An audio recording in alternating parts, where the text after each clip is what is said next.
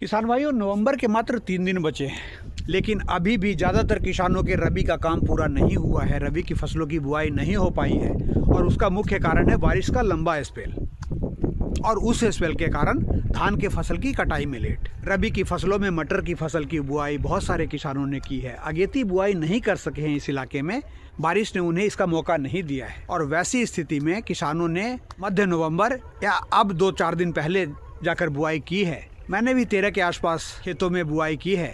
पौध जो है वो 4 इंच के आसपास पहुंच चुकी है। और यहाँ से एक किसान के लिए अपने इन खेतों में बूस्टर डोज के रूप में 2 फोलियर स्प्रे, एक 20 से 25 दिन के आसपास और दूसरा 40 से 45 दिन के आसपास। ये जो फोलियर स्प्रे का बूस्टर डोज है आपकी फसल को जल्दी से फूलों पर, फूलों से फलियों पर और फलियों से उत्पादन पर, और वो उत्पादन मार्केट में। मैं इस समय अपने एक मटर के खेत पे खड़ा हूँ।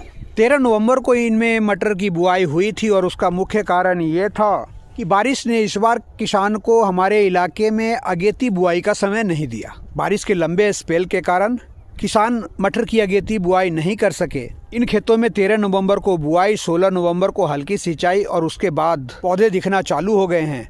आज 27 नवंबर और पौध जो है ये 4 इंच के आसपास पौध पहुंच चुकी है। 4 से 5 दिन के बाद अगर प्राकृतिक बारिश नहीं होती है, और प्राकृतिक बारिश इसलिए क्योंकि मौसम विभाग के अनुसार 2 से 3 दिनों में मौसम खराब होना है। मेरे इलाके में बारिश की उम्मीद है। अगर वो बारिश हो जाती है तो उसके 2 दिन बाद एक बूस्टर डोज के रूप में फोलियर स्प्रे, और अगर बारिश नहीं होती है तो हल्की सिंचाई, और उस सिंचाई के बाद वो फोलियर स्प्रे। और उस पहले फोलियर स्प्रे में जिस दवा का इस्तेमाल मैं करने जा रहा हूँ वो है एक फंगीसाइड, एक इंसेक्टिसाइड और NPK 19-19-19।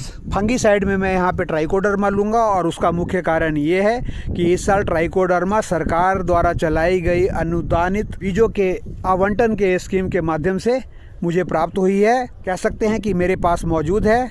इसके साथ एक इंसेक्टिसाइड और 19-19-19। जैसे ही फसल 40 दिनों के आसपास पहुंचेगी तो दूसरा फोलियर स्प्रे इन फसलों पे इस्तेमाल किया जाएगा, और उसके बाद ये जो पौध है ये फूल पे पहुंच जाएगी। अभी तक एक अच्छा जर्मिनेशन और पौध की एक अच्छी ग्रोथ अपने खेतों से देखने को मिल रही है। पूरी तरह से एक शुभ संकेत। अगर एक किसान मटर की फसल में 2 बूस्टर डोज का इस्तेमाल कर लेता है तो लगभग उसका प्रबंधन खत्म हो जाता है। हाँ, यहाँ पे आपके ध्यान देने वाली बात है सिंचाई, हल्की सिंचाई, और किसी भी कीमत पे अगर आपके आसपास के दूसरे किसानों के खेत खाली हैं, उसमें पटवन का काम चालू है, तो उस पटवन का पानी जो है आपके खेतों में ना आए, वरना आपको बड़ा नुकसान हो सकता है। ये आप देख पा रहे हैं मटर के खेतों में, क्योंकि बगल के खेतों में पटवन का काम चालू है, और जो पंप है, जो डिलीवरी पंप है, वो इसी खेत से होकर गुजर रहा था। लीकेज के कारण जो है वो पानी, और पानी के कारण करीब 2000 स्क्वायर फीट जो जमीन है वो गीली हो चुकी है।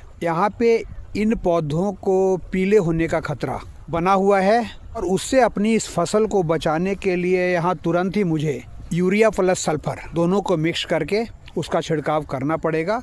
और अगर मैं ऐसा करता हूँ तो हो सकता है ये फसल पीली होने से बच जाए, और अगर नहीं बचेगी तो यहाँ पे इस मटर की फसल में नुकसान होने का डर बना हुआ है। मटर के पौधों में इस प्रकार की सावधानियों को विशेष रूप से ध्यान देना होता है। चूक होती है और उसका नुकसान किसान को झेलना